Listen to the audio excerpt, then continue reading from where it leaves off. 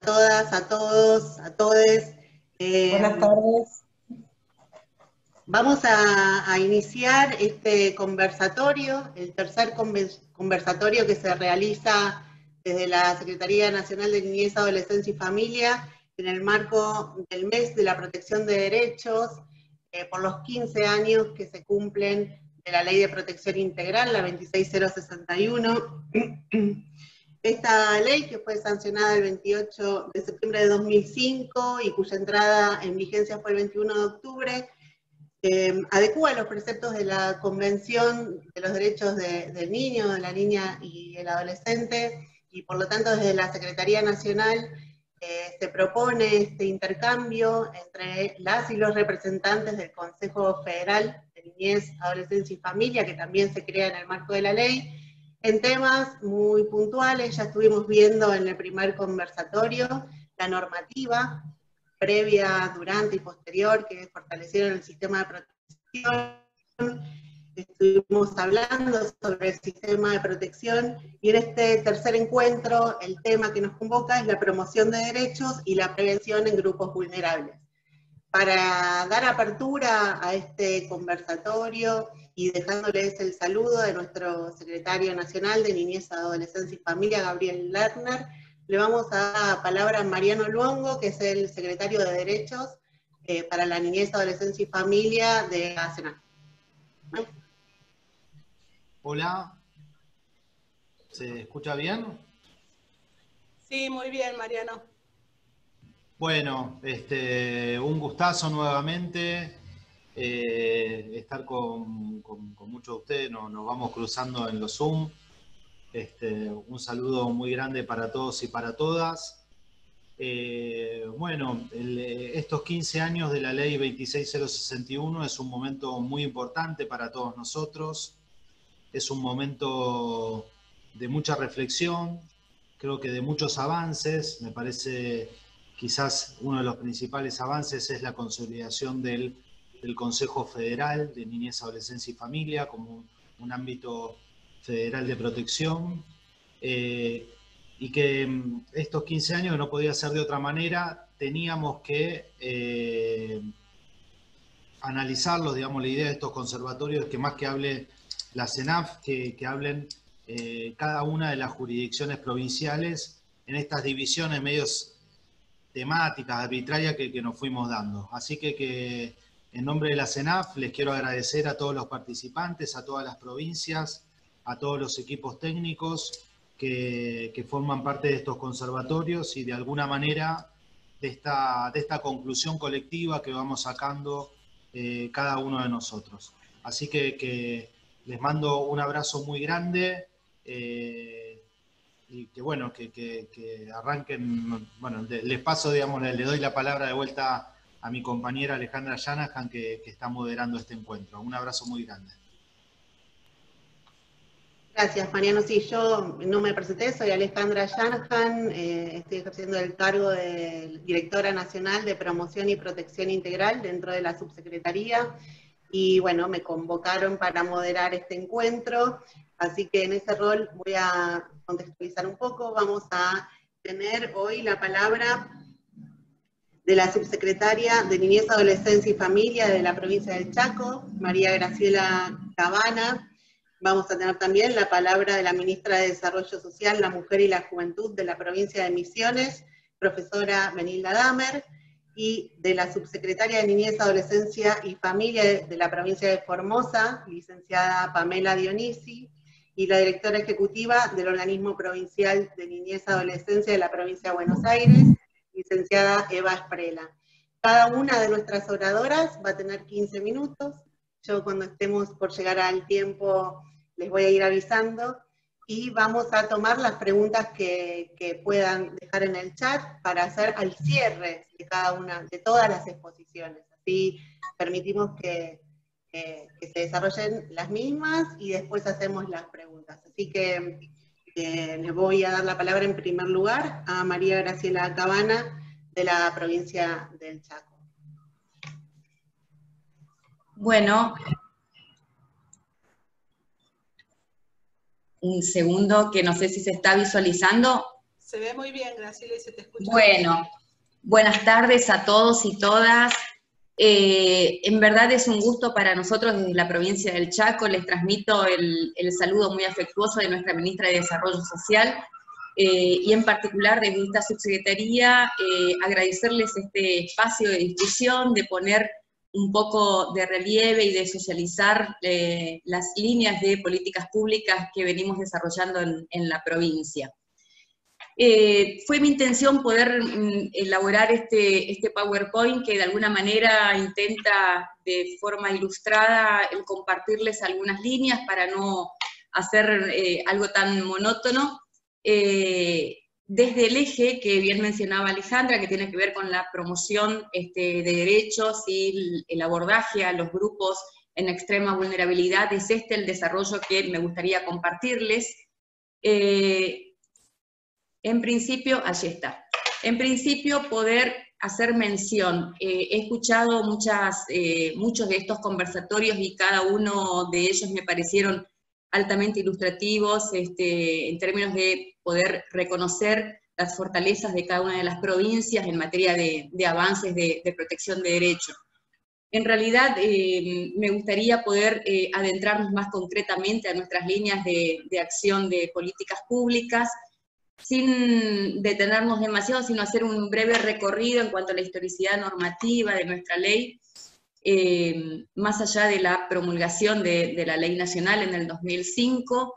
Recién en 2012 la provincia del Chaco promulga su ley provincial, en su momento 7162, con la modificación del digesto jurídico 2086C, y en este interín, entre los años 2006 y 2011 aproximadamente, han transcurrido diferentes normativas que de alguna manera fueron encontrándose en el escenario territorial, estas normativas tanto desde el Poder Judicial como del Poder Ejecutivo, y en esto me parece interesante poder rescatar las inteligencias que ha habido en su momento a los fines de que tanto el Poder Ejecutivo como el Poder Judicial se encuentren, en términos de la prioridad de las normativas, se encuentren en sendas mesas de trabajo. Hemos generado un montón de instancias de debate hasta poder concretar, allá entre el 2010 y 2012, un proceso de construcción de esta nueva normativa. Claramente, en 2012 se promulga nuestra ley del sistema de protección, que convalida claramente los postulados en las normativas internacionales y nacionales, y de alguna manera le da sentido y crea formalmente el sistema de protección integral aquí en la provincia del Chaco. Fundamentalmente, más allá de todas las fortalezas de los 101 artículos de la 2086C, en sus distinciones más generales, nos determina pautas para la aplicación de las políticas públicas, y en este sentido otorga un nivel de preponderancia al rol y al fortalecimiento familiar. Por lo tanto, el Estado provincial fortalece el rol de la familia, rescatando fundamentalmente como núcleo central de vida y de desarrollo biopsicosocial de niños, niñas y adolescentes al seno familiar, conforma al sistema de protección a través de la aplicación de políticas, programas y planes de promoción de derecho, y en este sentido también se conforma un sistema que nos involucra a todos y todas en términos de no solo de organismos gubernamentales, sino fundamentalmente con la participación activa de la ciudadanía.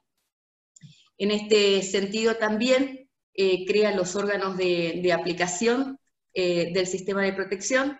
En términos de lo que es la subsecretaría, se crea la Subsecretaría de Niñez, Adolescencia y Familia, y a partir de allí las delegaciones, en términos de la descentralización, insisto, de unidades de protección integral.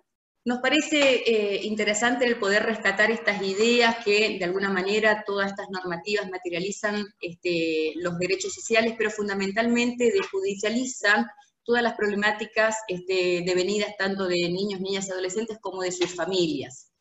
En este sentido, y en consonancia tanto con la ley nacional como provincial, nuestro gobernador y vicegobernadora de la provincia, el contador Jorge Milton Capitanich y la doctora Analía Rach Quiroga, a través de sendas mesas de acuerdo también, tanto con los actores fundamentalmente provinciales en términos de líneas políticas, religiosas, actores comprometidos con la realidad social de nuestra provincia. Elabora el Plan Chaco 2030 para el desarrollo sostenible de las políticas públicas, y se detienen dos grandes líneas de acción, unas que tienen que ver con la promoción y con la difusión de derechos, y en este sentido hay una invitación abierta y siempre participante a la concreción del fomento de la inclusión y de las diversidades de género. Después me gustaría ir deteniéndome en algunas de estas cuestiones. La prevención del embarazo adolescente y la participación de los adolescentes en todo lo que tenga que ver con la planificación, con la ejecución, con el monitoreo y la evaluación de las políticas públicas que los atañen fundamentalmente. Por otro lado, otra de las líneas de acción ha tenido que ver con la revisión de prácticas institucionales, en términos de que podamos, desde las cuestiones institucionales, efectivamente garantizar derechos. Aquí me gustaría poder mencionar que al inicio de la gestión del gobernador Capitanich, hemos elaborado un análisis organizacional sobre los dispositivos de atención directa desde el sistema de protección, y este análisis organizacional nos ha dado cuenta de la necesidad de la formación específica, de saberes epistemológicos específicos en materia de protección de derechos. Es por eso que, en consecuencia, el Ministerio de Desarrollo ha firmado un convenio con el IPAP a los fines de generar instancias de capacitación para los 1.400 operadores y operadoras del Sistema de Protección Integral de Derechos, dependientes de la Subsecretaría de Niñez. Y estas líneas de capacitación tienen 4 grandes ejes de análisis y de formación. Una, claramente, hace referencia a lo que es el sistema de protección, pero fundamentalmente el programa se llama de la normativa a la praxis. Lo que intenta revisar es de qué manera efectivizamos derechos en territorio. La otra línea tiene que ver con la prevención del abuso sexual infantil, otra de ellas con la prevención del consumo problemático de sustancias lícitas e ilícitas, y la última con el abordaje de las violencias relativas a cuestiones de géneros y diversidad. De esta forma, poder señalarles también que el sistema de protección se descentraliza a su vez dentro de la esfera ministerial a través de 5 direcciones, pero fundamentalmente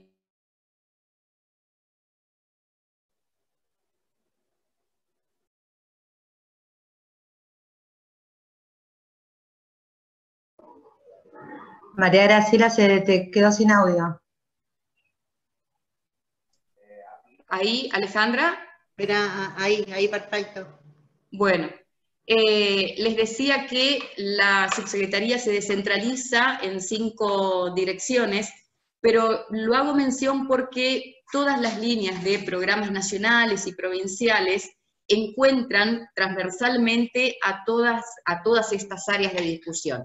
En este sentido, poder comentarles que la ejecución, por ejemplo, del Plan ENIA, a través de las participaciones comunitarias, de las asesorías comunitarias territoriales, fundamentalmente georreferenciadas en 2 departamentos de nuestra provincia. Uno es el departamento Güemes, con una georreferencia en la región 1, que incluye a Misión Nueva Pompeya, El Sausalito y Fuerte Esperanza, y la otra aplicación efectiva es el departamento San Fernando, con sede acá en la ciudad de Resistencia.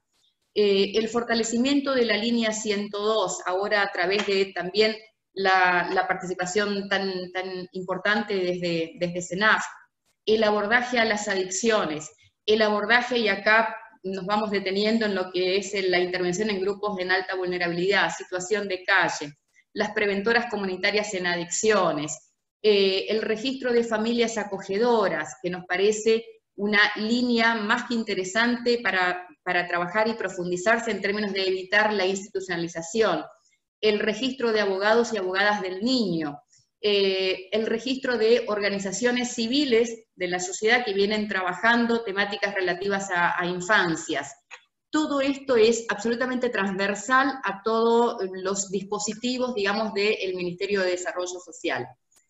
En este sentido también, fundamentalmente la promoción de derechos se ve plasmada en territorio a partir de nuevas líneas de conformaciones de redes intersectoriales. La provincia del Chaco, a través de la Subsecretaría de Niñez, cuenta con 87 dispositivos territoriales que trabajan al sistema de protección, esto distribuido en toda la geografía de nuestra provincia, y cada uno de los centros de integración y fortalecimiento familiar, que son 46, 33 en el interior de la provincia, ha constituido sus redes intersectoriales, con organizaciones de la sociedad civil, con el Ministerio de Educación, con el Ministerio de Salud, a los fines de coadyuvar todos y todas en términos de la protección de derechos. Desde este otro lugar también, las conformaciones de nuevas delegaciones de unidades de protección integral, esto lo plasma nuestra ley 2086C, que ha tenido alguna modificación sustancial ahora en términos de poder ampliar un abanico territorial, pasando de 7 unidades de protección a 10. Estas unidades de protección son los modos de descentralizar a las políticas públicas en toda la geografía de nuestra provincia, y a su vez, hacía hoy mención a este análisis organizacional que hemos elaborado en su comienzo, a través de diferentes líneas de observatorios del sistema de protección, y nos ha dado cuenta de algunas problemáticas que son más acuciantes en algunos territorios de nuestra provincia, y es por eso que se han conformado además 7 subsedes de unidades de protección integral, con la misma línea de acción de política pública. De esta manera, el abanico de protección se ha abierto a la participación comunitaria de organizaciones civiles, religiosas, educativas y organizaciones de salud, a los fines de la protección de derechos. Aquí nos parece interesante también poder hacer mención que las articulaciones comunitarias nos han servido y seguirán sirviendo, y mucho, en términos de la protección de estos derechos, alrededor de los 87 dispositivos que tenemos en el territorio de la provincia, fundamentalmente situados en los departamentos cabecera de nuestra región. Además de esto, perdón, no quiero detenerme mucho, hoy hacía mención a las intervenciones en grupos vulnerables, y lamentablemente el inicio de la pandemia también ha dado muestras, a partir de nuestros observatorios, de un incremento sustancial muy considerable en términos de lo que es violencia de género. Fíjense, en este cuadro ilustrativo nosotros hacemos una sistematización de tanto la línea 102 como de la Dirección de Políticas de Género y Diversidad. Desde el inicio de la pandemia, la provincia del Chaco ha tenido 8 femicidios, pero además de esto, el registro de diciembre, ¿sí? ¿Se escucha, Ale? Bien, el registro de diciembre a marzo nos ha dado cuenta de 600 casos intervenidos, y sin embargo de abril al mes de septiembre estamos hablando de 2.864 casos en intervención. Esto nos ha dado la necesidad imperiosa de, en el marco del potenciar trabajo también, de formar, y están en capacitación, las preventoras comunitarias en violencia de género y diversidad, como asimismo un programa de inclusión a las diversidades sexuales. En este sentido también la Dirección de Políticas de Género y Diversidad del Ministerio de Desarrollo viene trabajando instancias de capacitación, muchas de ellas, y en términos de las posibilidades que nos permite nuestra situación sanitaria en la provincia, en muchos casos podemos hacerlo a través de reuniones presenciales, en la gran mayoría de los casos a través de reuniones Zoom, pero vemos una participación comunitaria más que interesante en términos de las capacitaciones pertinentes, y una línea de atención directa que hemos podido generar entre la demanda y la respuesta. Esto también nos ha llevado, y me voy circunscribiendo un poco acá, fundamentalmente a grupos en extrema vulnerabilidad, al abordaje de 2 grandes escenarios que fueron preocupación permanente y también, insisto, en términos de las observancias desde el Observatorio de Políticas Públicas. Uno tiene que ver con el consumo problemático de sustancias. Es por eso que también en el marco del potenciar trabajo hemos convocado a 376 operadores y operadoras para incluirse en el programa de preventores comunitarios en adicciones. Este es un esquema que a posteriori me gustaría compartirles para ver el escenario territorial. Estas capacitaciones las vamos a iniciar ahora a partir de este mes, junto con, o desde la plataforma educativa, o desde el IPAP, o desde la Universidad de UNCAUS, a los fines de poder socializarla debidamente, pero nos ha generado también la posibilidad de poder hacer un recursero de organizaciones civiles que venían trabajando en temáticas relativas al consumo problemático. Tenemos 140 y algo de organizaciones registradas y con las que estamos en articulación permanente a los fines de poder ir reconociendo algunas de estas situaciones de consumo. Perdón, y por otro Graciela, lado... no te quiero interrumpir, pero 2 minutitos. Bueno, y por otro Así. lado todo lo referido a situación de calle. Bueno, me voy a apurar entonces. En este esquema solamente poder visualizar la conjunción de actividades entre Educación, Salud, Ministerio de Desarrollo Social, tomando como núcleo central a la comunidad. Ustedes ven que hablamos de centros preventivos barriales y del preventor comunitario en adicciones, que es este nexo coordinador entre la demanda y la posibilidad de respuesta. El trabajo es de un enlace comunitario importante y fundamentalmente se sostiene en trabajo de campo. Esto se dio a partir de una georreferencia que hemos hecho, también en función al programa Mirame, que es un programa para personas en situación de calle que ha generado a su vez dispositivos para su alojamiento transitorio en términos de fundamentalmente el marco de pandemia. Desde este lugar también nos parece importante, y con esto voy cerrando, Alejandra, nos parece importante poder reflexionar que más allá de los logros, los aciertos y desaciertos que hemos tenido en estos años de recorrido normativo, nos quedan aún deudas pendientes con las que el Ministerio de Desarrollo se propone ampliar un abanico de discusión sobre algunas temáticas que consideramos que si bien han tenido un abordaje, debe materializarse en territorio. Y este abordaje tiene que ver con el reconocimiento de 3 grandes segmentos que quisiéramos trabajar de manera más fuerte. Uno, acerca de infancias trans, para lo cual estamos ya elaborando algunos proyectos de intervención a los fines de su reconocimiento. Otro es el considerar las mujeres adolescentes infractoras a la ley penal, para un abordaje mucho más serio, y más allá de que la provincia del Chaco ha tenido diferentes líneas de acción política para con los pueblos y las comunidades indígenas, queremos detenernos a seguir reflexionando sobre las infancias indígenas. A los fines de, consideramos que falta aún mayor profundidad en términos de su abordaje psicosocial.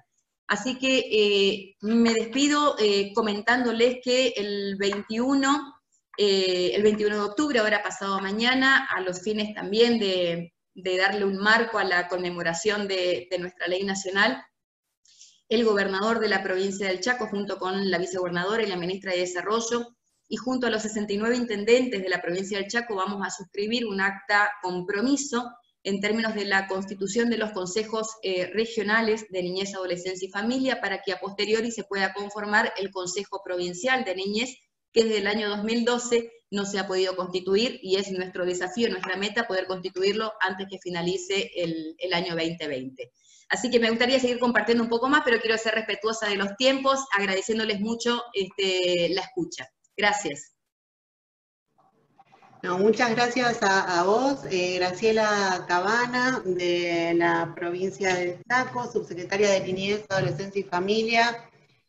Comento esto para quienes se fueron sumando. Este es el tercer conversatorio que desde la Secretaría Nacional impulsamos en el marco de los 15 años de la ley.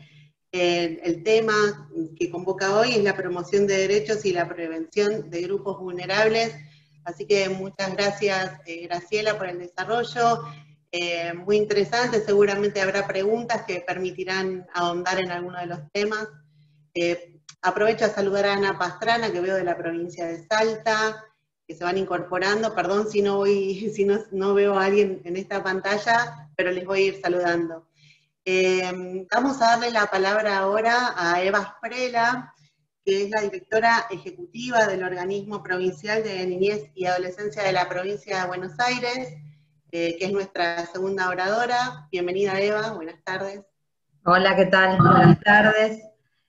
Bueno, gracias primero por haberme invitado a esto. Entré un poco más tarde porque vengo, la provincia de Buenos Aires está transitando distintas situaciones y una es la toma en Guernica y estuvimos ahí con el ministro hoy hasta recién, justamente trabajando desde el organismo de niñez con los grupos más vulnerables y con aquellos que están ahí en la toma que nos necesitaban ahí con nuestra presencia, no solo yo, sino que estuvimos varios compañeros y compañeras del organismo de niñez, así que pido disculpas haber ingresado tarde a este conversatorio. Ale, ¿puedo compartir? Ahí está. Voy a compartir pantalla, así también podemos ir siguiendo un PowerPoint. Bueno, entonces, en principio, agradecer también a la CENAF, que nos permite tener este momento también de reflexión y de poder pensar dónde estamos, a dónde vamos y qué queremos lograr quienes estamos en gestión, que a veces no tenemos esos espacios, ¿no? Entonces, en particular, a mí me toca, yo elegí un tema que vengo trabajando hace mucho tiempo, que tiene que ver con el sistema de responsabilidad penal juvenil. O sea, a pesar de que ahora estoy en la dirección ejecutiva del organismo de niñez, en diciembre, cuando comenzamos la gestión, yo estaba en la Subsecretaría Penal Juvenil y desde ahí iniciamos ciertas acciones específicas en ese sentido. Algo que venimos discutiendo hace muchísimos años, este tema, pero claramente, como pasa en otras provincias, en la provincia de Buenos Aires, si algo queda claro es que no hubo avances significativos en materia de la implementación del paradigma de protección integral de los derechos de las niñeces. Lo que nosotros nos encontramos eran políticas enquistadas durante años, en donde se pensaba y se trabajaba a partir de la lógica propia del patronato, ¿no? Y eso, para quienes venimos hace tiempo trabajando acá, sabemos lo que quiere decir, pero en particular uno lo veía muy fuerte con los casos con los que nos enfrentábamos, en donde había situaciones de institucionalización que no eran necesarias y que podrían haber tenido otra medida de no encierro. Los trabajadores y trabajadoras del organismo, no solo con falta de jerarquización, sino también muy desgastados a partir de gestiones que los fueron invisibilizando y que además fueron dejando que el organismo deje de intervenir en las políticas de niñez de la provincia, y eso tuvo su correlato en la ausencia de ingreso de personal, etcétera, y fue desfortaleciendo el organismo de niñez. Otra de las cuestiones principales con las que nos encontramos fue las condiciones de hacinamiento, o sea, teníamos jóvenes viviendo y durmiendo en el piso, y centros de alojamiento pasados por arriba de no solo de un cupo normal, sino incluso de las camas que tenían posibilidad de tener. Además, no había datos, no había sistematización de datos, lo que decimos siempre, que encontramos un organismo que era lo contrario a la Big Data, digamos, era imposible poder sistematizar datos básicos para poder gestionar, y obviamente en aspecto penal específicamente, una ausencia absoluta de una oferta de medidas de no privación de libertad. Como sabemos, es la base para poder ir hacia el principal objetivo en términos penales, que es lograr que las medidas de sanción no incluyan el encierro, sino alguna otra alternativa, y que la sanción sea solo última ratio. Entonces iniciamos algunos procesos, y básicamente uno de ellos tenía que ver con repensar los proyectos institucionales de los dispositivos penales. Cada dispositivo funcionaba como un lugar aislado, sin ninguna conexión, entonces poder pensar los proyectos institucionales para nosotros fue fundamental. un relevamiento de infraestructura, porque también tenemos un problema, muchos de los dispositivos penales no fueron construidos para hacer lugares de encierro, sino que fueron construidos con otros objetivos, y luego, con los años, por ejemplo, la escuela que está en el predio Abasto, que era lo que es el Centro Ibarra, o sea, un edificio que fue construido como escuela, que luego con los años se transformó en un centro cerrado, y eso genera que la infraestructura en sí de todos los lugares que tenemos está en estado de emergencia. Por otro lado, iniciamos algo que para nosotros era fundamental también en este sentido, o sea, no solo ocuparnos de las condiciones de alojamiento de quienes estaban en los lugares de privación de libertad, sino también ocuparnos de cómo revertir lo que decía al principio, que es esta cuestión de la institucionalización como primera medida o como medida principal en términos de la respuesta ante un conflicto con la ley. Y en ese sentido, ya desde diciembre, principalmente en febrero, iniciamos mesas de diálogo y trabajo con el Poder Judicial. Ahí, digamos, el punto fundamental para nosotros fue poder también tener ese espacio con la Suprema Corte de la Provincia de Buenos Aires. Y fue fundamental porque además, como nosotros veníamos trabajando y generamos listados de jóvenes que no deberían estar privados de libertad según nuestro concepto, y en ese mismo listado generamos informes con ofertas de otras medidas que podían llegar a tomarse en función del reproche penal. Las reuniones con los magistrados y la Suprema Corte de la Provincia nos dio la posibilidad de mostrar no solo que nosotros estábamos de lo que venían diciendo las gestiones anteriores, sino que nosotros nos habíamos propuesto iniciar ese camino, y para eso aportábamos elementos, no solo los informes, sino también una oferta distinta de medidas de no encierro.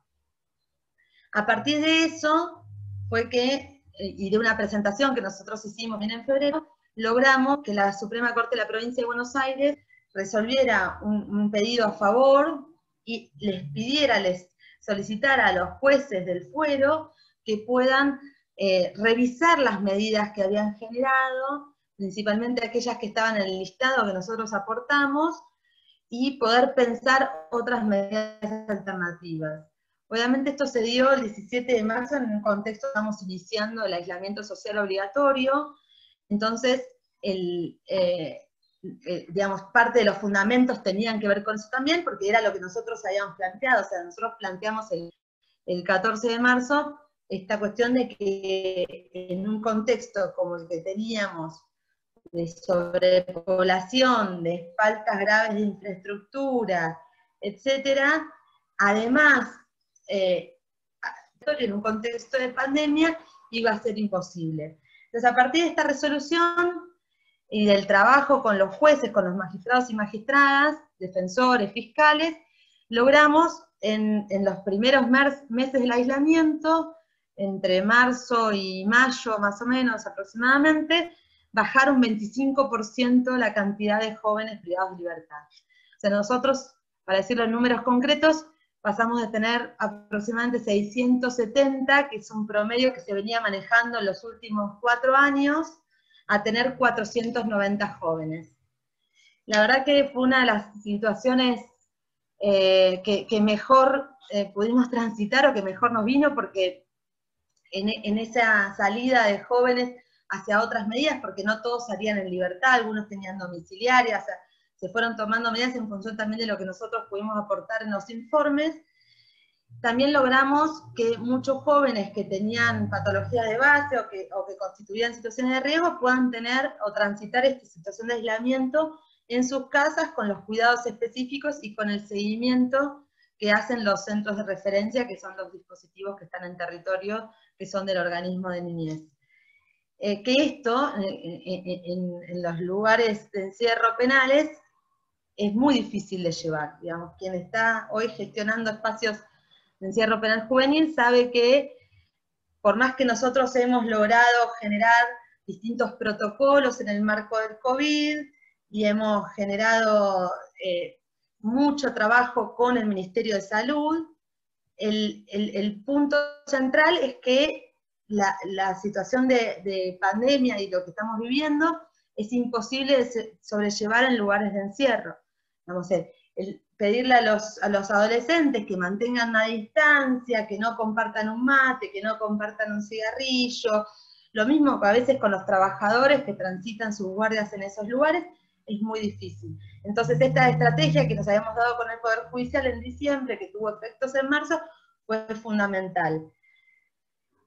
Y a partir de ahí también tuvimos que reforzar, aunque todavía nos falta muchísimo para seguir reforzando, las estrategias territoriales, que es nuestro foco y nuestro objetivo, ¿no? Como decimos siempre, digamos, nosotros entendemos que los jóvenes, los niños y las niñas tienen derecho a estar en su territorio, y que eso implica que nosotros que estamos gestionando, les proveamos las herramientas para que eso suceda así. Insisto, igual, en contexto de pandemia, es muy difícil trabajar también en territorio, ¿no? Primero nos retiramos en marzo pensando que eran un par de meses y que después volvíamos al territorio, y después tuvimos que entender, más que nada, bueno, en mayo yo asumí la dirección ejecutiva, por pedido del ministro Larroque, y ahí volvimos a replantearnos que el territorio se tenía que seguir trabajando incluso en contexto de pandemia, con el cuidado propio que teníamos que tener. Bueno, pero básicamente, digamos, nosotros apuntamos a esta cuestión de destrabar y que los jueces puedan entender por qué estábamos generando esta cuestión de que la internación, no, la privación de libertad tenía que ser la última ratio. Y ahí entonces empezó a prevalecer toda esta cuestión del acompañamiento en territorio, pero el acompañamiento antes.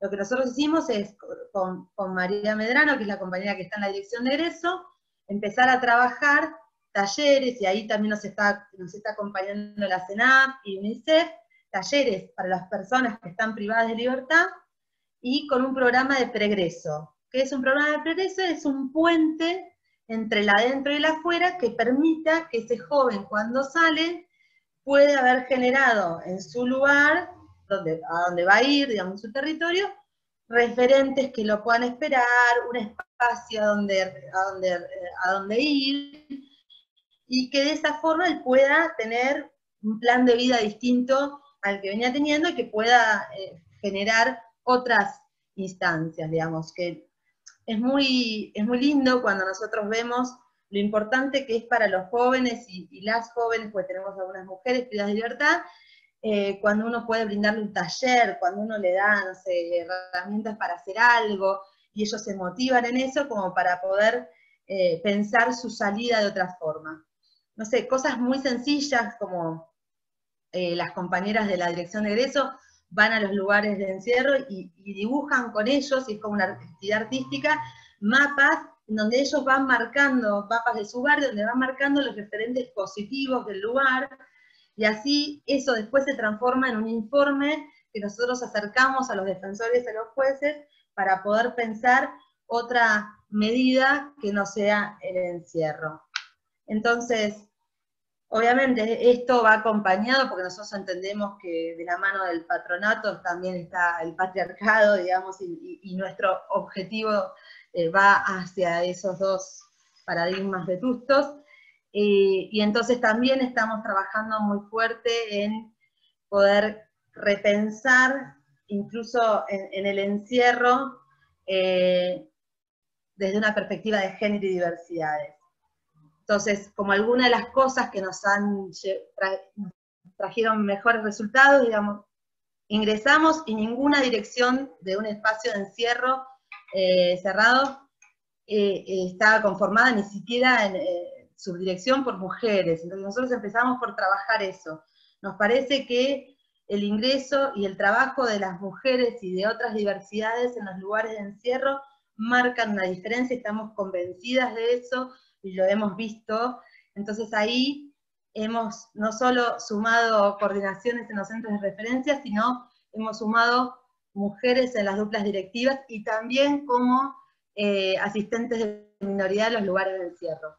Y eso es muy importante. Algunas compañeras ya venían trabajando, pero estamos incorporando nuevos operadores con esta perspectiva, y que incluso hemos incorporado en uno de los lugares de máxima seguridad que tenemos, que es Virrey del Pino, una compañera trans que tiene una excelente relación con los pibes, que los pibes la recuidan, que trabaja re bien, y que es un placer cuando nosotros asistimos a sus talleres por el compromiso que le ponen esas compañeras. Entonces estas cosas entendemos que parecen cosas sencillas, pero que van modificando ciertas lógicas del encierro, además de otros protocolos y cuestiones que hemos armado. Bueno, obviamente toda esta gestión fue atravesada por el COVID, como les decía antes, entonces ahí hubo que empezar como por un lado, reuniones con la Comisacet, que es nuestra comisión de salud con los sindicatos, y trabajar muy fuerte con los 4 sindicatos que tenemos para ver cómo evitamos que ingrese el virus a los dispositivos. Tenemos 31 dispositivos penales, los protocolos que decía con el Ministerio de Salud, logramos que el Ministerio de Salud nos tome como equiparables a los efectores de salud, entonces tenemos insumos específicos para los compañeros y compañeras que están trabajando en los dispositivos, como barbijos quirúrgicos, etcétera. Y después tuvimos que poner mucho esfuerzo y empuje en generar que ingresen dispositivos electrónicos, etcétera, porque obviamente en marzo se cortaron las visitas, y eso hizo que nosotros tengamos que redoblar la posibilidad de que ellos puedan conectarse de otra forma con sus familiares. Entonces ahí por suerte tuvimos donaciones, etcétera, pero hubo que reformar eso y hubo que cambiar la lógica, que eso es lo más complicado y lo que nosotros estamos reformulando ahora, que tuvimos que cambiar la lógica del funcionamiento del sistema penal. No más visitas, por mucho tiempo no hubo talleres presenciales, ahora volvieron porque ya no se resiste más. Las visitas las vamos a hacer volver en breve, porque tampoco se resiste más tanto tiempo los jóvenes sin tener visitas. Y digamos, los asistentes de minoría quedaron como casi las únicas personas en contacto con los jóvenes, y eso también genera otras instancias que constantemente tenemos que revisar y reformular. Perdón, Entonces Eva, ahí... perdón, Eva, 2 minutitos, no te quiero interrumpir, pero es mi rol. Está bien, pueden ser 3. Nada, yo lo que quería era dar un pantallazo de esto, lo que me habían pedido, de cómo se viene trabajando con los jóvenes, para poder básicamente escucharlos, porque ellos tienen su voz, marcar el respeto por sus trayectorias vitales y por sus identidades varias, pero más que nada, y esto a mí me quedó muy poco tiempo, pero para mí es uno de los ejes principales, nosotros todavía, más allá del esfuerzo que estamos haciendo en este sentido, tenemos que seguir lidiando con una ley, que es un decreto ley de la dictadura, que es el régimen penal juvenil federal que tenemos, que hace que hoy, por ejemplo, tengamos 22 jóvenes privados de libertad menores de 16 años. Digamos, entendemos quienes conocemos el sistema penal juvenil, pero lo planteo para quienes no lo conocen. Esa ley, decreto ley 2278, en su artículo primero marca que los menores de 16 años son inimputables, pero en el párrafo seguido marca que pueden llegar a ser privados de libertad por cuestiones de abandono moral o material. Y ahí lo que estamos hablando es de criminalización de la pobreza, básicamente. Ese artículo primero, como estaba contando antes, tiene su correlato con nuestra ley provincial de penal juvenil, que es el artículo 64, que también habilita a una medida de seguridad, que es un encierro, a jóvenes menores de 16 años, pero a criterio del juez en función de la situación específica que requiere esa medida de seguridad. Entonces, lo que nosotros tenemos hoy es, básicamente, como decía antes, 21 jóvenes menores de 16 años que no tienen juicio ni reproche penal, que no han podido tener ninguna de las garantías de los adultos, ni menos, y que están privados de libertad. Básicamente, están privados de libertad sin saber cuándo termina su sanción, específicamente por qué motivo, y sin poder defenderse, y generando esto situaciones muy graves para, aparte es a discrecionalidad absoluta de los jueces. Entonces, el planteo que varios venimos haciendo es la necesidad de poder trabajar una ley nacional de responsabilidad penal juvenil que tome la especificidad del fuero, son personas en crecimiento y tenemos que tomarlo desde ahí, que no pueden ser equiparables a los adultos en el reproche penal, pero que debemos darle todas las garantías que tienen los adultos y un plus más por ser personas en crecimiento y en formación.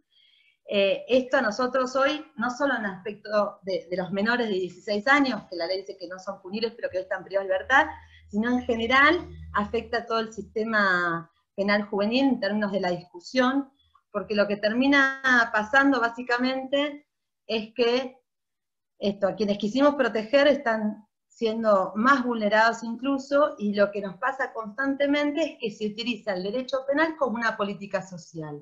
Entonces habilitamos a que algunos jueces puedan entender que esa persona queda privada de libertad, y porque la mamá, es muy común escuchar, porque la mamá es un desastre, y realmente eso no tiene nada que ver con un sistema penal, y menos con un sistema penal juvenil.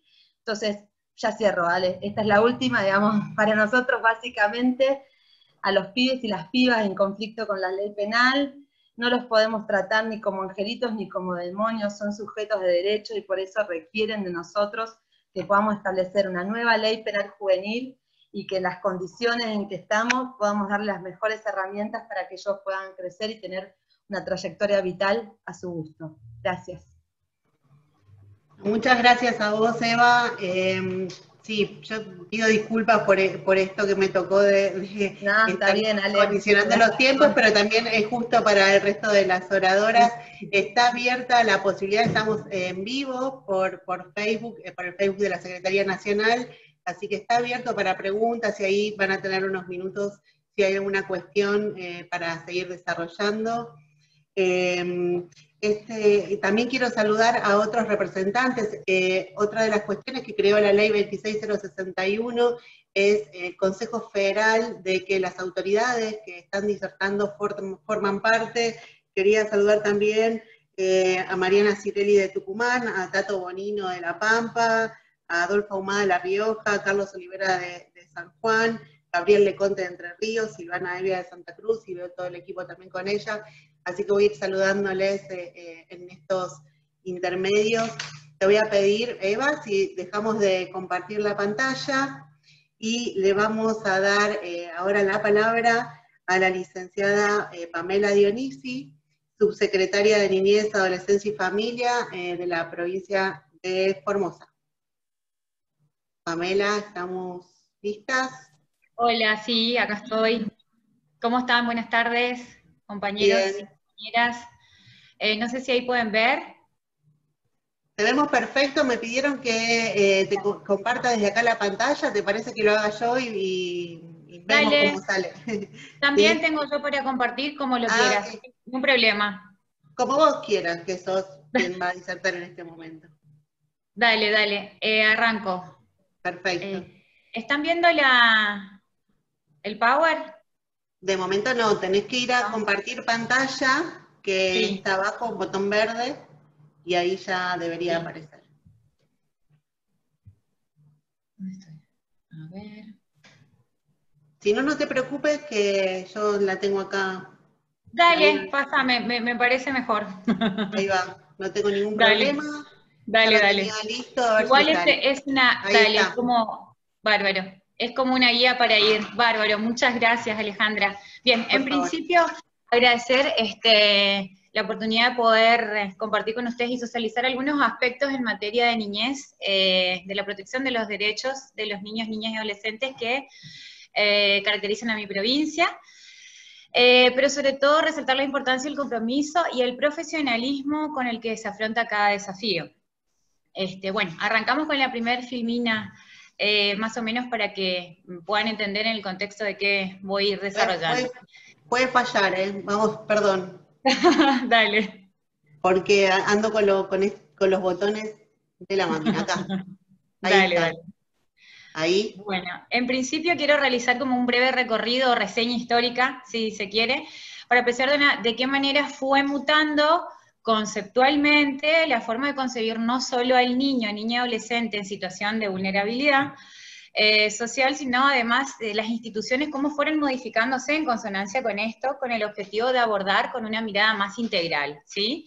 Modificándose conceptos centrales expuestos a partir de la implementación de la ley marco, que es la 26061, de la protección integral. Así es como vemos el término patronato de la infancia. Bueno, recién lo decía la compañera Eva, justamente esto de que, como todos sabemos, representaba una concepción del niño, donde el niño que era como objeto y no considerado como sujeto de derechos. Era necesario recordar para visualizar, bueno, los grandes cambios que se dieron y la manera en que la provincia de Formosa registra y se complejiza, digamos, en la organización interna, creando de manera permanente lo que serían organismos públicos para este abordaje integral que hablamos. Bueno, y ahí pongo yo, ¿no?, lo que es patronato de la infancia, tenemos hogares de refugio, sigue la terminología avanzando, y hoy por ello hablamos de residencias socioeducativas, donde tenemos niños, niñas y adolescentes, y también tenemos personas con discapacidad también en residencias socioeducativas. Esto conlleva todo un abordaje integral de los niños y adolescentes.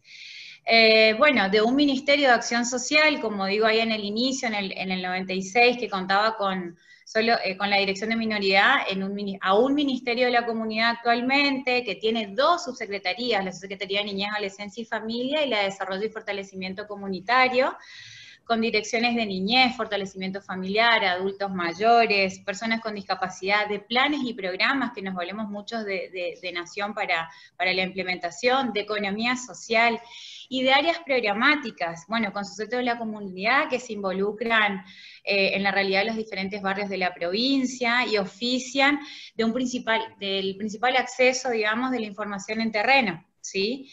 Bueno, la ley 26061 se sanciona en el 2005, y bueno, así es que se deroga la ley 10.903 de patronato de menores. Bien, seguimos. La siguiente, Filmina. Bueno, ahí tenemos el abordaje, bueno, ahí tenemos lo que es la perspectiva étnica, cultural y geográfica, es decir, el abordaje de la vulneración de derechos de la provincia se realiza sin distinción de ningún tipo. Y se afronta con la premisa de no claudicar en la lucha de la defensa de los derechos de las minorías, particularmente étnicas y socialmente vulnerables.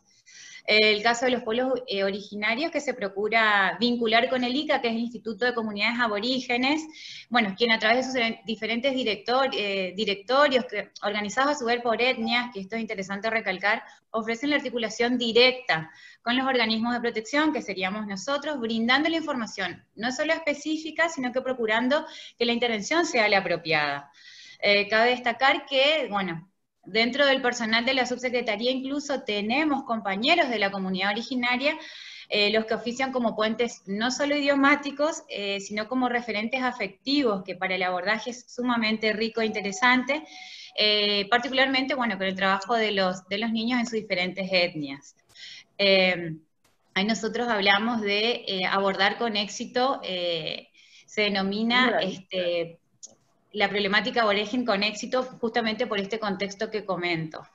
Bien, siguiendo con el orden de las filminas, tenemos, bueno, dice el abordaje de grupos particularmente vulnerables, y aquí me quiero detener más que nada en, digamos, las situaciones problemáticas que nos tocan afrontar no son diferentes sustancialmente de aquellas que cada uno afronta en las diferentes provincias, un poco también de lo que vine escuchando en las anteriores reuniones, pero me gustaría más profundizar en el tema de la articulación. Así es como, por una cuestión de tipeo, cuando copié y pegué, me olvidé acá, donde está Pepina, en el margen derecho, sería de la línea 102, nuestra línea 102 que nunca paró de brindar el servicio 24/7, se han reforzado en contexto de pandemia los equipos que bajan a terreno, los equipos que trabajan al teléfono para el asesoramiento, porque al igual que el resto del país no hemos sido la excepción con respecto a la demanda, lastimosamente.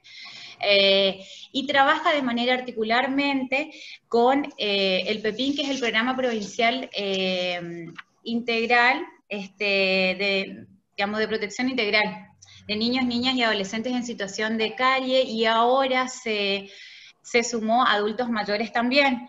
Y bueno, a partir de contar con un relevamiento preciso de personas que eventual o recurrentemente están en situación de calle y que se realizan los abordajes. Es interesante recalcar que en los casos en que son personas mayores, donde no daría la edad, ni siquiera, no solo para el ingreso a residencias socioeducativas, niños, niñas, adolescentes, y tampoco para adultos mayores, se cuenta con un refugio. El refugio es un centro de asistencia temporal a las personas que están en situación de calle y que dentro de las 24 a 48 horas se trabaja en la vinculación inmediata de esta persona en el abordaje integral y con el fin último de que regrese y que tenga un hogar, digamos. Bien, y después tenemos ahí un poco el común de quiénes son los que ingresan en las residencias socioeducativas. Vulneración de derechos, pongo lo que es abandono, abusos, violencia, ausencia de figuras parentales. Es un poco eso, el diagnóstico general de quiénes son ahora nuestros residentes, ya sea, vuelvo a repetir, desde bebés hasta adolescentes. En lo que es el equipo interdisciplinario también me quiero detener. En este año particular, y bueno, obviamente con el contexto de pandemia también, hemos reforzado los equipos interdisciplinarios, entendiendo la importancia de cada uno, de cada profesional, en la atención e intervención de nuestros niños, niñas y adolescentes. Así tenemos, bueno, trabajadores sociales, la reivindicación y promoción del ejercicio efectivo de los derechos humanos y sociales, los psicopedagogos que tienen esta detección temprana de las disfunciones sociales, todo lo que sea del comportamiento y las vinculaciones, digamos, en contexto, en relación con los otros, los psicólogos, bueno, con el psicodiagnóstico y esta articulación y pronta derivación en casos de urgencia psicológica, los abogados que claramente nos brindan el marco legal hacia el funcionamiento de lo que las instituciones y también lo que el marco de la ley nos dice, y los operadores, digo por último y no menos importante, que tienen el contacto directo con los residentes y ofician este vínculo primario en la articulación con todos los anteriores. Y bueno, y como para terminar, que creo que vengo súper bien de tiempo, bueno, en cuanto a los... Sí, en cuanto a los... Sí, bárbaro. En cuanto a los desafíos, bueno, ahí yo hice como algo muy acotado y decir que aún nos quedan muchos retos, ¿no?, por lograr en la realización plena de todos los derechos de la niñez y adolescencia dentro de la provincia, pero consideramos que nuestra mayor fortaleza es la premisa de ir tomando cada dificultad o cada problema que se presenta en el abordaje diario de nuestras distintas situaciones como oportunidades. ¿Para qué? Para repensar las prácticas y evaluar tanto la intervención como los mecanismos disponibles para afrontar, digamos, dichas problemáticas.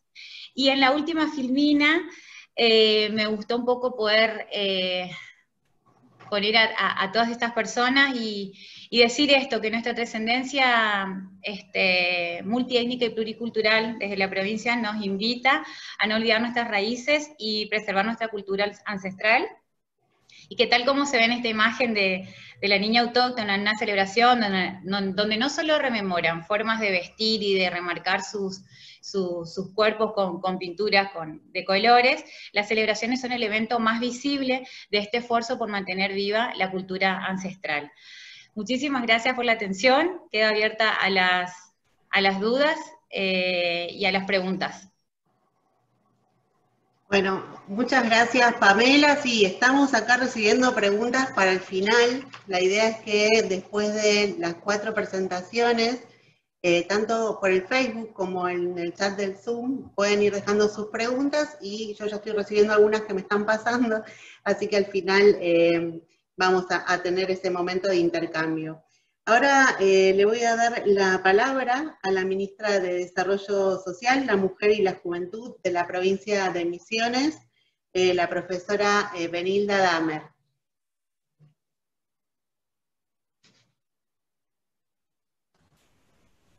Hola, ¿qué tal? ¿Cómo están? Buenas tardes. Buenas tardes. Diano, un saludo ahí enorme al equipo de CENAF, que estamos permanentemente en este trabajo, principalmente en las líneas de capacitaciones, apoyos de subsidios, apoyo a los hogares, apoyo a los espacios de primera infancia. En líneas generales y compartiendo con las demás expositoras, estamos también en consonancia con todo lo que tiene que ver con la ley nacional. La provincia de Misiones tiene la particularidad de haber promulgado o aprobado la ley provincial de derechos de los niños, niñas y adolescentes, que es la ley 216 en el 2001 y que fue reglamentada en el 2005. En particular, lo que pudimos ir focalizando y lo nuevo que pudimos implementar en lo que va desde el principio de año ahora, teniendo en cuenta principalmente que en el marco de la pandemia tuvimos que rever prácticamente todas las acciones que teníamos previstas para el año.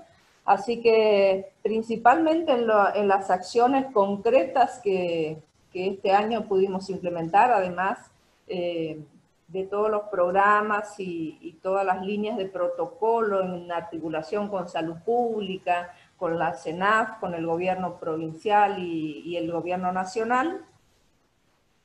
Trabajamos muchísimo en lo que tiene que ver con la alimentación, fue uno de los focos principales en los que tuvimos que reforzar en todos los sentidos lo que es la alimentación y los protocolos de cuidados en cuanto al COVID.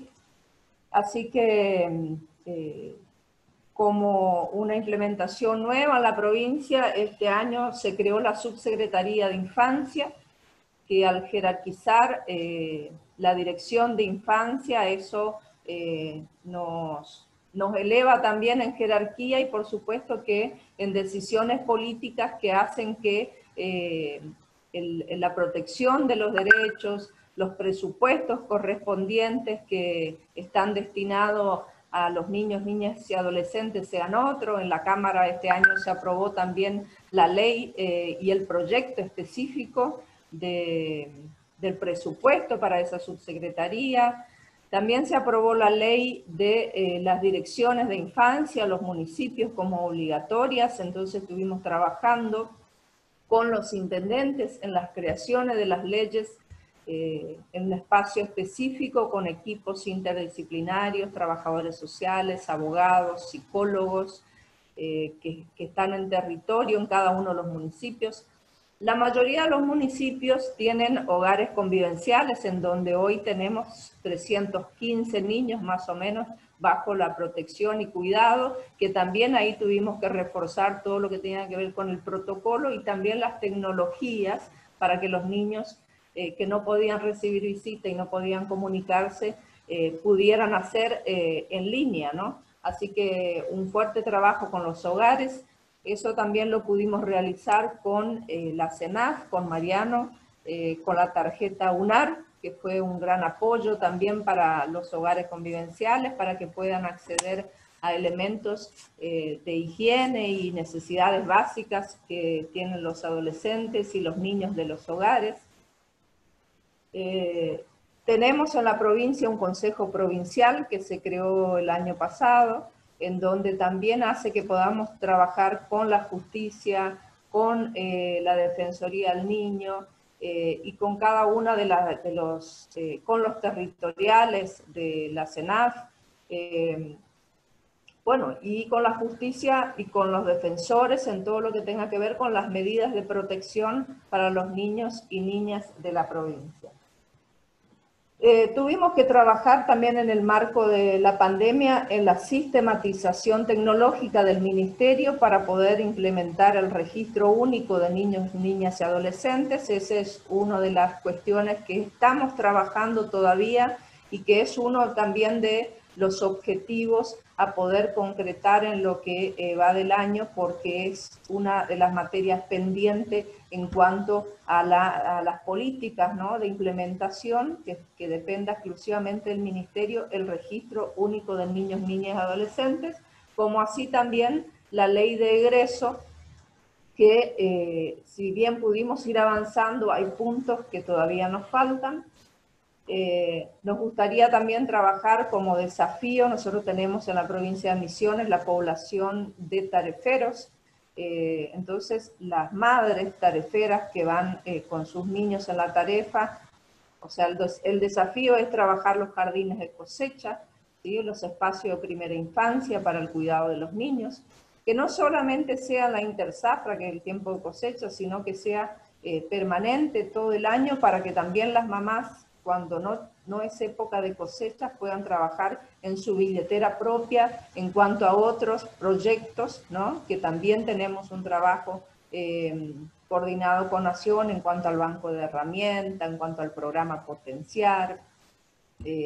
Pudimos trabajar también desde Nación, tanto el Ministerio de Desarrollo Social, de CENAF y de algunas otras secretarías, con el programa Potenciar, en donde pudimos incorporar las cuidadoras y las promotoras en los espacios de infancia, pero específicamente en este marco de la pandemia, que no pudimos recibir a los niños para hacer un seguimiento con las mamás, porque toda la línea de alimentación y el cuidado que se hacía en los espacios de primera infancia lo tuvimos, por lo menos en Posadas y en los municipios en donde tenemos y contamos con la tecnología suficiente y con la llegada vía online, lo pudimos trabajar tanto las capacitaciones desde la provincia en cuanto a protección de derechos, ¿sí? A cuidado de la niñez, a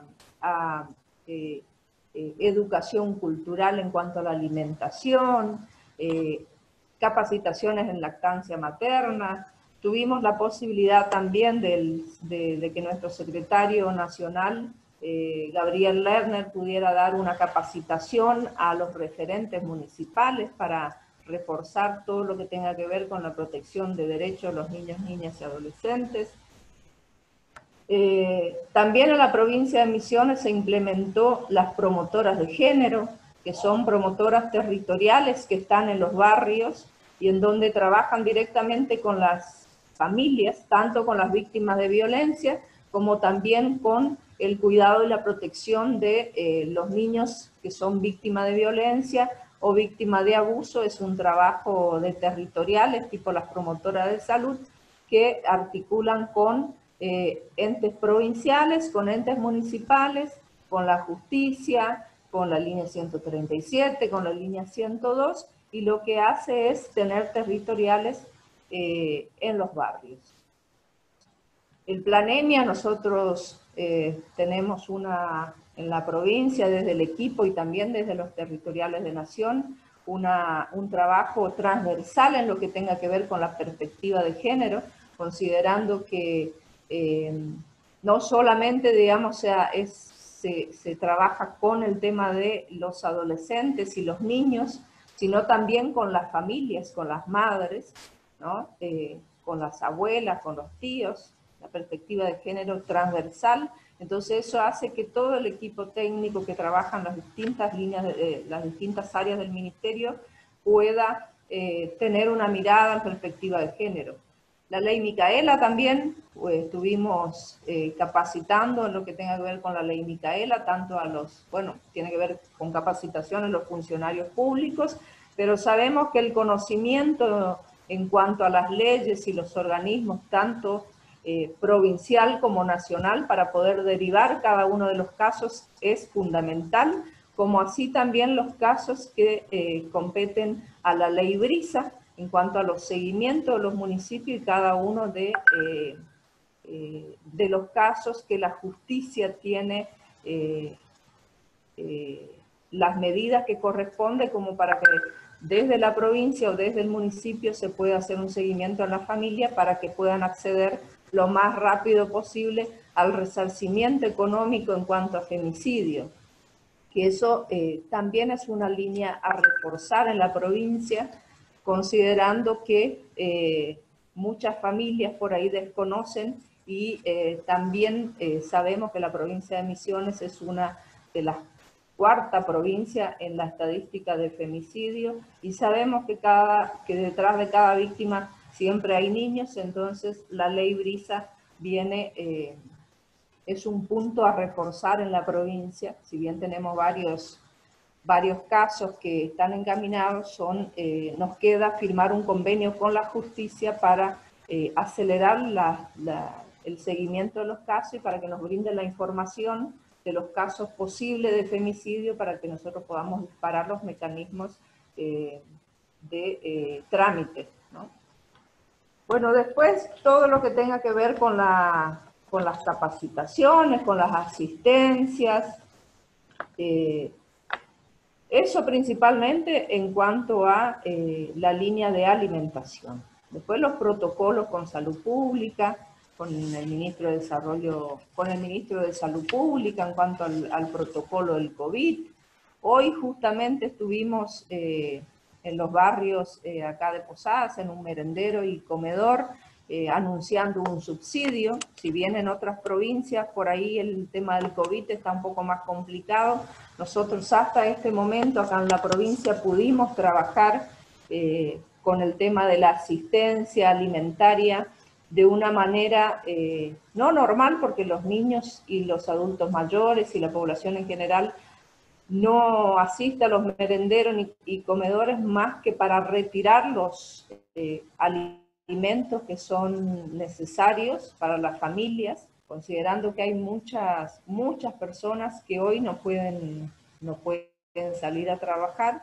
Entonces ese trabajo permanente que nosotros venimos llevando a cabo en fortalecimiento de merenderos y comedores y una línea de trabajo desde el inicio de la pandemia con el ejército, en donde se cocinan en las cocinas centralizadas y se distribuye en los camiones del ejército en las distintas localidades de la provincia y acá en Posadas en particular. En líneas generales, en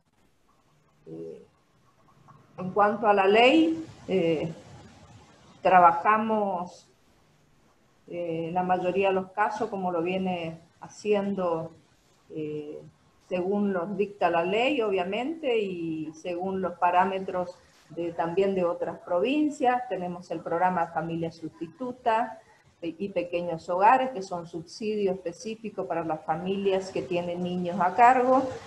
Hay municipios que están implementando las familias de acogimiento, hay otros municipios que aún siguen con los hogares convivenciales. En cuanto al programa Hambre Cero, que también tenemos en la provincia, que es un programa, una subsecretaría específica para los niños que que están bajo peso. Entonces eso es directamente asistencia en cuanto a alimentos, pero también hay un equipo técnico, tanto los municipios como provincial, que hace un seguimiento en conjunto con salud con cada uno de los casos de los niños que están bajo peso. Y bueno, y los desafíos que nos queda obviamente en la provincia es poder tener la menor cantidad de niños posible en los hogares convivenciales. Al inicio de la gestión, en el 2015, que me tocó estar como subsecretaria, teníamos 513 niños, más o menos aproximadamente. A lo que va de la fecha tenemos 310, 313, es un número que más o menos depende de los niños que egresan y los que ingresan, pero ese es el enorme desafío que tenemos en la provincia de Misiones.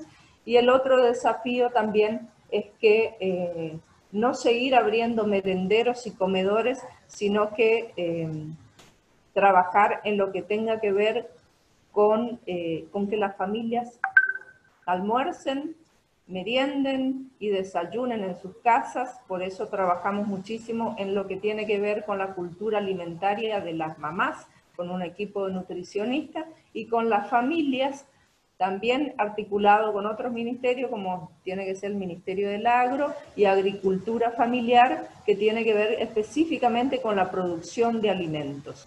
Además, en esas líneas trabajamos con capacitación específica con la familia, con las huertas urbanas, ¿sí? Que son las huertas en planteras, en los espacios que tengamos en nuestras casas, y a la vez trabajamos todo lo que tenga que ver con esa cultura alimentaria. Y en cuanto a la protección de derechos, trabajamos muy articulada con la justicia y con la Defensoría del Niño y con las direcciones de infancias y con la Subsecretaría de Infancia, que son espacios de relevancia para la provincia, y con Nación también, que quiero agradecer también al doctor Lerner y todo el equipo que con todos los juegos que estuvimos trabajando y el material que nos pudieron ir brindando, pudimos también hacer la contención en los espacios de encierro de los niños, niñas y adolescentes en cuanto a juegos, ¿no? Teniendo presente que es una de las principales herramientas para incentivar todo lo que tenga que ver con la educación, particularmente en la provincia de Misiones. La educación fue y está siendo vía online. Tenemos Marandú, que es un sistema informático en donde brinda conectividad a prácticamente toda la provincia. Benilda, me están pidiendo que te avise que te quedan 2 minutitos, así tenemos unos minutos para las preguntas y tenemos que cerrar a las 6 en punto porque hay más actividades. Pido disculpas por la interrupción. No, no hay problema. Así que bueno, muchísimas gracias y eso es el desafío. Que no tengamos niños en los hogares convivenciales, que cada uno tenga su hogar, ya sea una familia, y que las familias vuelvan a tener una autonomía en la alimentación en cuanto a poder almorzar y cenar y merendar en sus domicilios. Nada más, muchísimas gracias. Bueno, muchas gracias, Benilda Dahmer, ministra de Desarrollo Social, la Mujer y las Juventudes de la provincia de Misiones. Yo voy a seleccionar una de las preguntas que me están acá acercando. También surgió en el conversatorio de la semana pasada, vinculada con el sistema de protección. Les pregunto, cualquiera de las 4, teniendo en cuenta que tenemos poquitos minutos, y teniendo en cuenta los temas que desarrollaron, ¿cómo se da la vinculación con otros sectores del sistema de protección y promoción y prevención para los grupos vulnerables, sobre todo salud, educación? ¿Cuál de las 4, Eva? Graciela, Eva, veo que habilitaste el micrófono. Y después Pamela, muy bien. Bueno, el trabajo nuestro hoy está siendo de mucha articulación tanto con salud como educación en este contexto, y de hecho hemos conformado, aunque todavía no es oficial, digamos, estamos trabajando en una especie interministerial para poder generar ese espacio, porque vemos ahí, como antes lo marcaba, creo que María Graciela, o sea, tenemos espacios de grupos vulnerables que tienen que ver con drogadicción y situaciones de drogadependientes, también salud mental, etcétera, y eso hace que necesariamente nosotros tenemos que trabajar, por suerte, no solo con los ministerios de la provincia, sino que también lo trabajamos con los municipios, y eso genera que uno pueda brindar una respuesta más integral también. Muy bien. Pamela, había abierto también el micrófono, levantaba la mano. Sí, bueno, con respecto a lo que es salud, cabe destacar que nosotros tenemos diferentes, como una red sanitaria con diferentes niveles de complejización. Eso nos garantiza tener centros de salud por área programática, estamos hablando de 10 a 15 barrios, para lo cual, para lo que sean residencias o grupos vulnerables, tenemos un acceso casi directo, y siempre en la articulación tenemos prioridad, sobre todo y más que nada si están en sistema de residencia, con prioridad. Y en la cuestión de salud, con el tema de la pandemia, esto es bueno poder comentarles, el servicio del CIPEC, que es la ambulancia que se hace presente en las urgencias, va hasta las residencias en caso de que haga falta para que el aislamiento que están cumpliendo nuestros residentes se cumpla al 100%.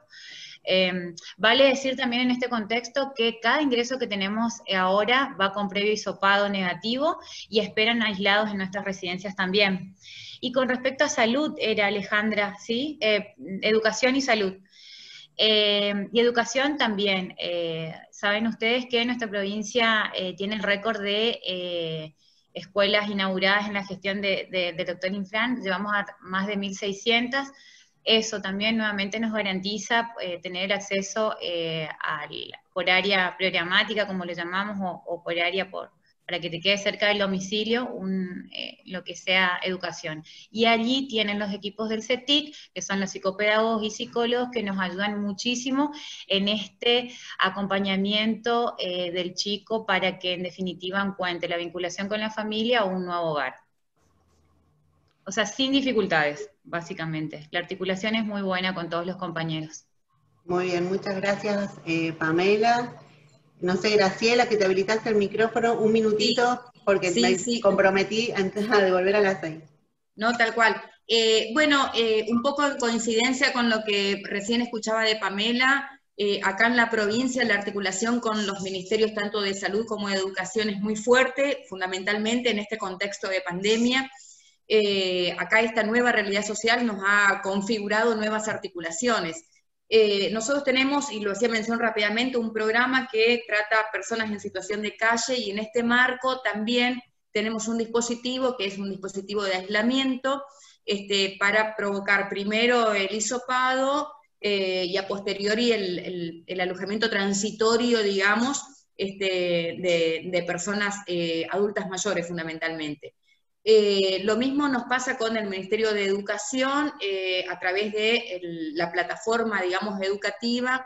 Trabajamos mucho el Planenia a través de ESI, capacitaciones y demás, así que, insisto, nos parece muy saludable y esto nos ha llevado necesariamente a un nivel de articulación muy serio para poder paliar, digamos, estas situaciones del contexto de pandemia. Bueno, muchas gracias, Graciela. Bueno, a modo de cierre, rescatar, digamos, 3 puntos que remarcaron las 4 autoridades, que es la importancia a 15 años de la sanción de la norma de la articulación y la construcción de redes intersectoriales, la importancia de que esto se dé en territorio, ¿no? Acercarse y promover la participación comunitaria y la presencia del Estado, ¿no? Esto es una cuestión importante que también las transformaciones de la ley 26061 y sus pares provinciales han implementado la presencia del Estado para las estrategias de prevención y abordaje de situaciones de vulnerabilidad. Y rescatando también lo que comentó Eva, la importancia de promover el cambio normativo en materia penal juvenil. Así que, bueno, eso me parece como a modo de cierre, quería hacer esa breve síntesis, que ya son las 6, invitarlas para el próximo conversatorio, que es el próximo jueves a las 16:30 y que se va a trabajar como temática las tareas de protección y restitución de derechos. Un saludo a todas y a todos de todo el país que están presentes. Muchas gracias por el aporte de las compañeras de las provincias de Misiones, Chaco, Buenos Aires y Formosa. Un saludo y muchas gracias.